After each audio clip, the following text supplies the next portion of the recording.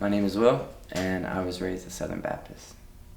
The things that were great about this community is it was close. You knew who your neighbors were. You knew who you went to school with. People you saw on a day-to-day basis. Like, you saw them everywhere you went. So it made it feel like a very close family when it was good. And because it was so much of a Southern Baptist religious community, that there was no room for any kind of mistakes or deviation from what they considered to be the right way or the wrong way. If you weren't this heterosexual, white, blue collar, pray 3 times a day before and after every meal type person, you were treated as an outcast. If you don't do this or if you do that, you're gonna burn in hell, and this is the way God wants it. And I never felt like I was safe.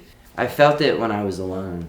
I felt loved by God, this invisible thing, but in this church setting and presence of all these other people, I only felt judgment and sort of distrust. And then when we just stopped going, it wasn't like a thing we even talked about. I never even talked about it as a child to my mother, but later in life, now as an adult, I have. She told me that she was being treated really hatefully, and it was just something that she didn't want to do anymore, and she didn't want to take us there anymore. It took a moment to process that that's not who I had to be. Do you know what I mean? Like, if anything happened to you, you brought it upon yourself from sin. And,